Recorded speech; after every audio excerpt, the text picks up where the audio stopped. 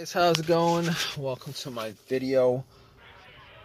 Here's the thing. I just want to give you guys some tips. If you guys have the situation that I had a couple days ago.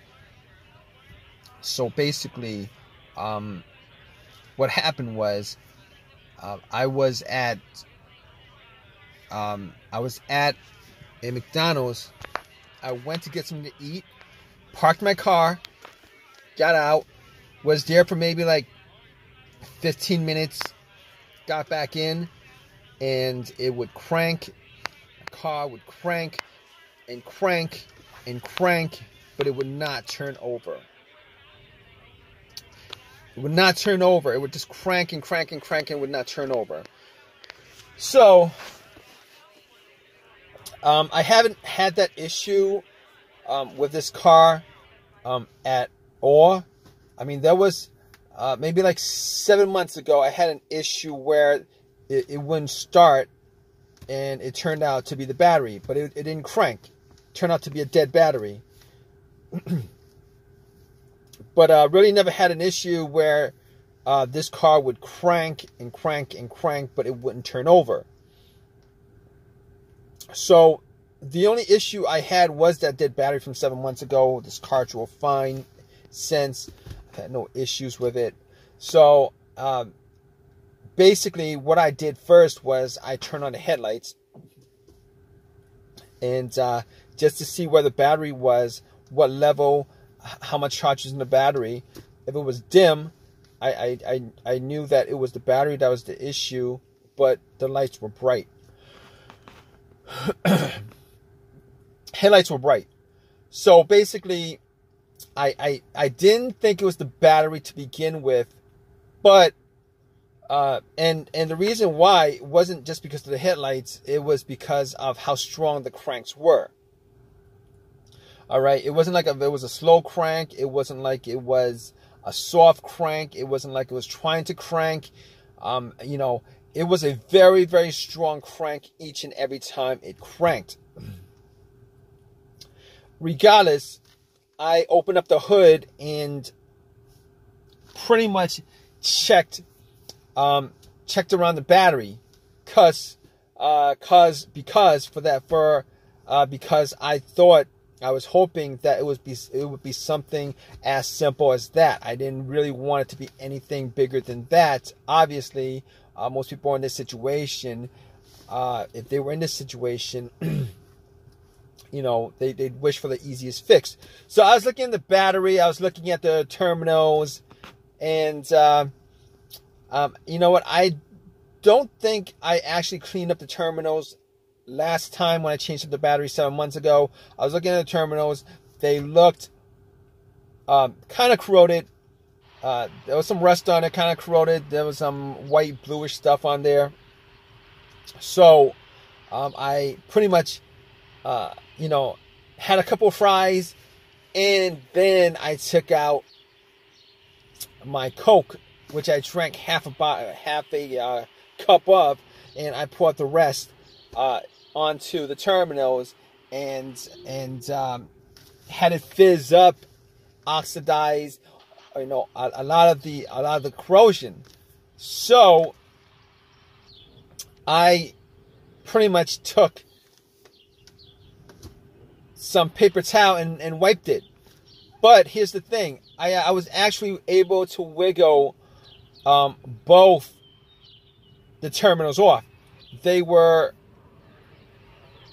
tight, but not so tight that I couldn't move it. But I was able to move it, wiggle it, and once I took it off, pretty much wiped it and popped it back on. And I was hoping that was going to be the fix for it. But unfortunately, when I got back and tried to start it, it would crank and it wouldn't start.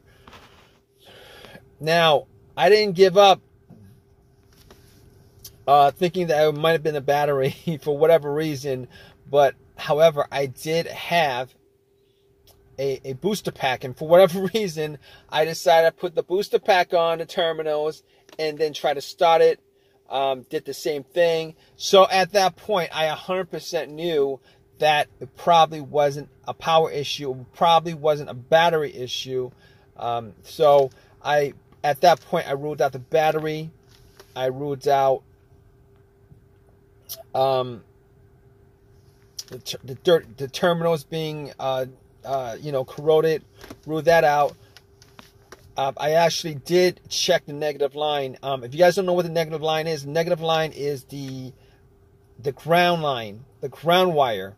All right. Normally, the negative terminal wire that goes to negative your battery actually connects to the frame of the car. I actually did check to make sure that it was connected. Sometimes, for whatever reason, the cables might be frayed and break off. They break off sometimes, but I made sure that it was connected to the frame. It was good. Sometimes sometimes a crank no start situation could be caused by that, but normally something like that would also cause a very, very slow, weak crank, which is not the situation I had. But obviously in that situation, I was able to eliminate the ground wire, also eliminate the alternator being the issue. And I really didn't consider the alternator being the issue to begin with, but just to be 100% sure, putting the booster pack on, I was able to eliminate the alternator, being that if the alternator was for whatever reason dying or weak or charged up the battery to just a little amount, me putting a booster pack on, and it would have started the car if it was the alternator that was the issue. However, I didn't think that's not one of the things that came up as far as me trying to figure out how to a way to solve the issue with this car. Not cranking but not starting. But okay, here's the thing about it. So I can eliminate all those things. Now, other things that could be causing it: mass airflow sensor, the crankshaft, the camshaft, position sensor, throttle position sensor. I pretty much was able to rule out all those things, seeing as how I actually remembered that there was no check engine light on my dash. I haven't had a check engine light for a long while. I did have a mass airflow sensor issue maybe like 6 months ago that caused the check engine light to come on, but no starting issues, no driving issues as far as I could tell. But that was a very important thing as far as eliminating what could be causing the issue with the car. So basically, I was able to eliminate all those things: the mass airflow sensor, the throttle position sensor, camshaft, crankshaft, and anything else that has a sensor connected to it. But I recalled that I had a similar situation with another car where there was maybe a computer issue. I think it was a computer issue where the computer was not able to connect to the car itself because of a blown fuse on the car's computer, blown ECU fuse or something like that. And now I didn't think that was the issue, but I had an OBD2 reader, a $20 OBD2 reader that I actually bought from Amazon, from Walmart, and I plugged it in. And here's the thing about it: it read all the way through. It analyzed it, gave me a readout. At that point, I knew that it wasn't the OBD2 that was. No, I knew that it wasn't the car's computer issue at that point. Reason being is that if it was an issue of a communication issue from the car's computer to the car, if that happened, the issue, what would have occurred was it would not have been able to analyze it. It would have stopped midway, but it went all the way through. There was no codes at all. I did not see a single code pop up at all. So I was glad that that was the case, because I could, at that point, eliminate every single thing that had a sensor connected to it. All right, so I could rule that out. So after that, I was thinking, well, here's the thing. It could be fuses, relays. It could be fuel pump. It could be key fob, ignition switch,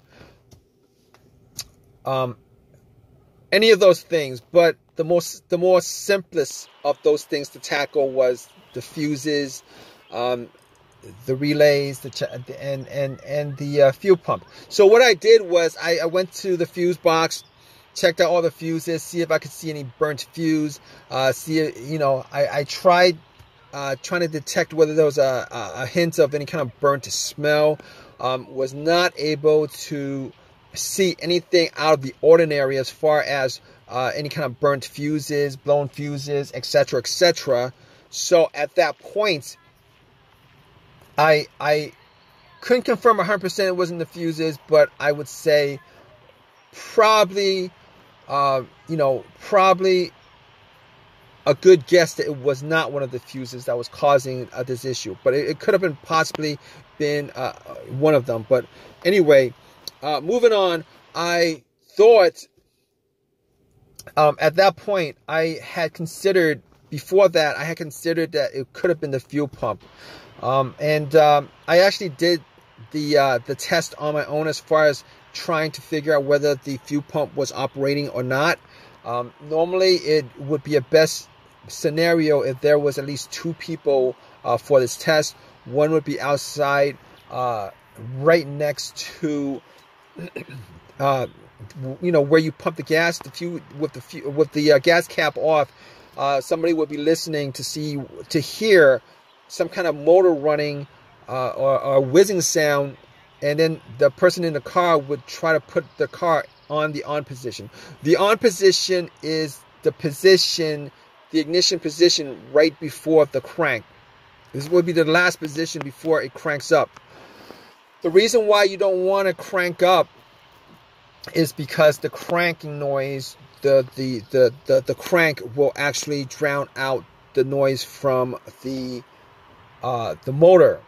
All right, so you're trying to listen for like a slight whizzing motorized sound on. So I tried it. I was sitting in the car. I tried a couple of times to put it in the on position, and unfortunately, I wasn't able to detect whether there was any kind of sound, any kind of motorized whizzing sound. So at that point, I pretty much just gave up on that. So basically what I did next was checking out the fuses, but was not able to decipher whether it was a fuse issue. So what I did after that was try to figure out whether it was one of the relays. So what I did was I considered that it was maybe the relay to the fuel pump. It could have been a fuel filter, a clogged fuel filter, but normally a clogged fuel filter, it would cause a crank no start sometimes, but for the most part, it would crank up and then it'll stall out. It wasn't the case here. So I didn't think it was the fuel filter, considering it would crank and crank and crank and crank. It seemed like there was something that was causing it not to turn over. So I got to the fuel pump relay. Once I got to the fuel pump relay, figured out where it was. I couldn't detect whether there was a malfunction with the relay. So what I did was I took out another relay. That was, the same, had the same markings as far as, the numbers on there and stuff like that. And I kind of swapped it out. And then I got back in my car. And guess what, guys? Cranked, and then it turned over. It was working just fine. So at that point, I knew it was the fuel pump relay that was the issue. And obviously, since it was the issue, I was able to drive the car to an AutoZone and got a replacement relay. Pretty much swapped it out. Swapped it out and then replaced it, the one that I took it out from, the accessory that I took it out from. So I haven't had an issue since with any kind of cranking situation. Haven't had a single issue since. But to be honest, I didn't actually drive that much, but haven't had an issue since with the issue, with the crank no start issue. So it's been resolved. It drove fine all day today. Didn't have the same issue as I had previously. So this is it was an easy fix.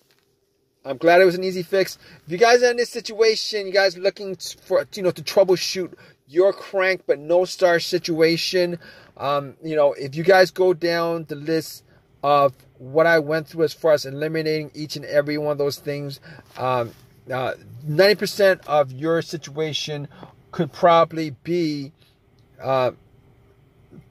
you could probably figure out what the problem is. Regardless, hope whatever your situation is at this point, that it's an easy fix for you. Please give me a thumbs up. Please subscribe. If you have any comments at all, please leave a comment in the comment section. All right, guys, take care.